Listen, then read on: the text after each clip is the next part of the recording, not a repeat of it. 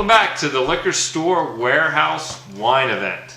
We're here with Chris Riley, Zachary, and I'm Stephan. So welcome back, everybody. So it is the new year, and with the new year, we're going to try some new wines. And our first one is this little white beauty. It's wet, so it's kind of hard to see. Colle Stefano. Ooh, that's my name, Stefano. Stefano Di Nero.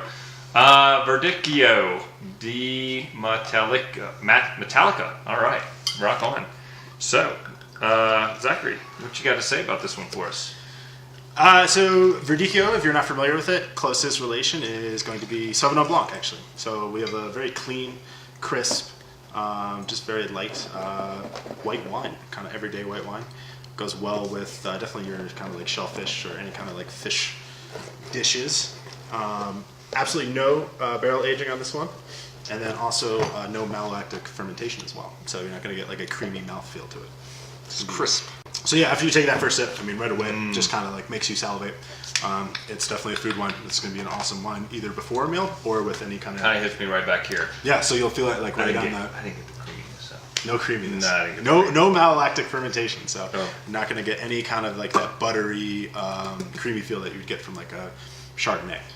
This is definitely a shellfish wine. That's what I would drink this with. Shellfish. So don't drink this with trout. No trout. You can work with trout as well. Okay. But it wouldn't recall you of the Mediterranean. But what's cool about this, so this is actually a really small production out of the Marche in Italy, and it's around 4,000 cases of this wine is produced a year. And then they also make a sparkling version of this as well, which kind of is spectacular if you like that really dry, crisp style of sparkling. And we bought two of the 4,000? Yes. Nice. We got All two. right. We got Come two. on, everybody. We got two of the 4,000. Two of the 4,000. It's almost a percent. Yeah, there you go. We went all out. We're part of the 1%ers now. Okay, moving on. This next one is my absolute favorite out of the lineup so far. Lambrusco. This is Lambrusco Di Sorbara. So contrary to popular belief, not all Lambruscos are sweet. They make a sweet style, they make a dry style, and then they make what I would call like a semi-sweet style of Lambrusco. So do you stay sober with this one? This one is very low alcohol. I think it comes in at 11.5% alcohol. I always jokingly call this one a lunch wine. Definitely perfect if you're doing like pizza or anything like that. This comes from the Emilia-Romagna region in Italy.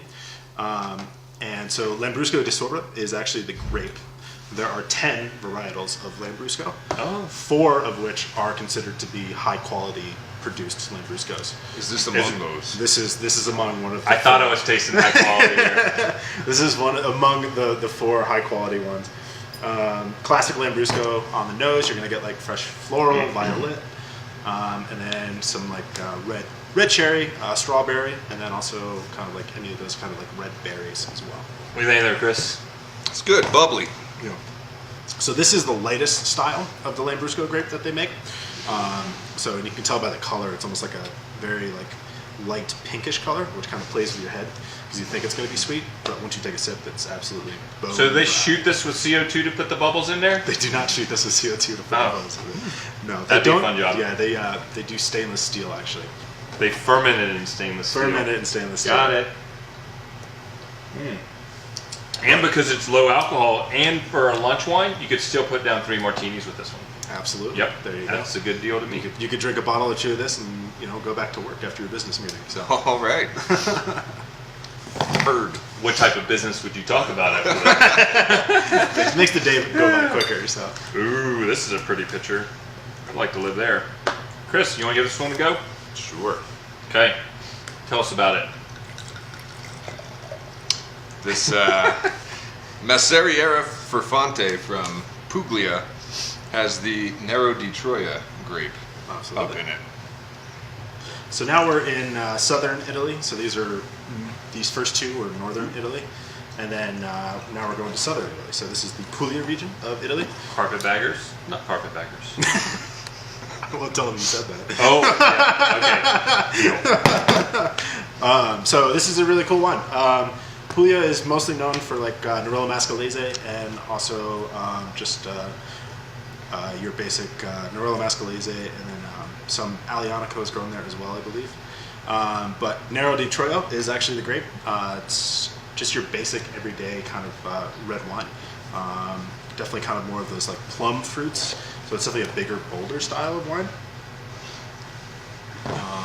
This stuff is absolutely delicious. Puglia is actually the heel of Italy, so very southern part of Italy. This is in the northern area of Puglia. So in the north they grow Nero di Troia, in the south they grow a little bit more Nerello Mascalese. Takes a little booty. Booty, there you go. You said the heel. Little barnyardy. Yeah, I get that. Yeah, a little barnyard. Absolutely. That's what I was saying.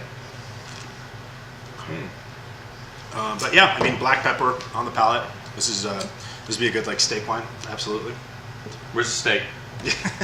we should. You didn't bring steak? No steak. Next week. Steak and set you up burgers, real we could do nice. that. Awesome. Next one is really interesting as well. Kind of hard to pronounce. So Aglianico is the grape coming from the southern region of Campania. A lot of people will call Aglianico the Barolo of the south. Big, bold. They make wine that's meant to be aged. So you could age this, 5 to 10 years, and then some of the higher end, like the DOCG Aglianicos, you could age upwards of like 20 to 25 years. Okay. So 20 to 25 years. absolutely.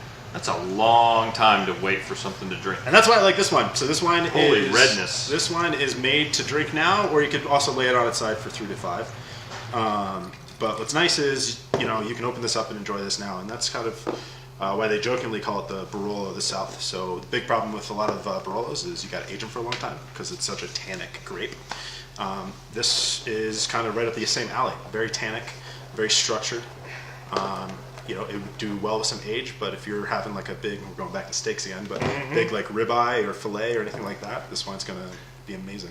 There's the vintage 2014. 2014. 2014. It tastes like it came from someplace warm. Absolutely. How can you tell? Fruit forwardness. Oh, okay. Got it. Absolutely. Warmer climates, grapes will actually mature faster, and then wines typically will be produced. They'll be actually a little bit more fruit forward. But fruit forward sometimes is used in a negative way. I would definitely say that this wine is balanced. It is fruit forward, but it's not, overly sweet. No, there's some good tannins on the finish. Absolutely. Yeah. Campania is cool too. So this is actually grown in what's called volcanic soil. So this is soil from the volcano of Mount Vesuvius. Didn't that just erupt? Last time it erupted, I think it was like 100 year or something like that. So. Never forget. Hey, the time. It's been a while. I can't remember the exact. When you look at date, the timeline of life, it's just like seconds. So you get the volcanic soil, and that's kind of, you get a little of almost a little barnyardy, and then definitely you get a little bit of that earth on the new wine.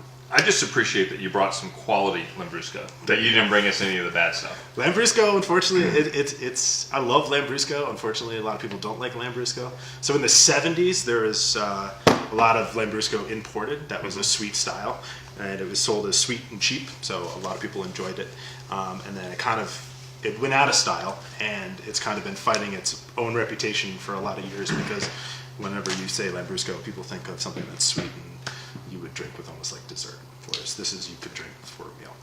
Still remember the commercials with Billy D. Williams on that one. Oh, that's Colt 45. Oh, really? Yeah. But he would have made a nice Lambrusco commercial. I think so. Yeah, with R2-D2 or Yes. C-3PO. That would have been really cool. There you go. Yes. Okay, my favorite today is the Lambrusco Di Sorbara Barbolini. Why? I love sparkling wine, and I think just having something a little different, adding a little bit of color, depth to it for my sparkling options, and I compare it with some more options. Personally, I'd probably drink this with tacos. I think it'd go great with tacos. Yeah. And a little bit of salty food. Yeah.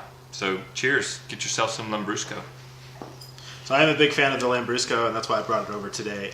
But for the value and for being able to drink this wine, I think the Aglianico is probably going to be my favorite out of the lineup. I like it because it's something that you can enjoy now. You don't have to wait for it to kind of mellow out. You can open it up and have it with a really nice meal and enjoy it with some steak or any kind of like red meats, and this is going to be absolutely amazing. So Aglianico is definitely my favorite for today. My favorite was also the Irpinia Aglianico. As someone without a very sophisticated palate, it's more familiar to me. Fruity, strong. It's throwing the most heat down the gullet.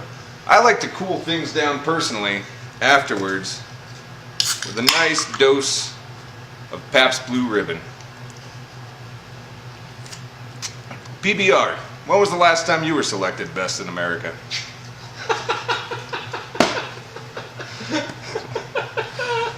All right. Well, thanks for joining us today here down at our warehouse. Stop on into the liquor store, see Zachary or Kevin and some of the other folks, and you can pick out some of these fine wines. And I think you'll have a great day, because we sure are. Cheers. L'chaim.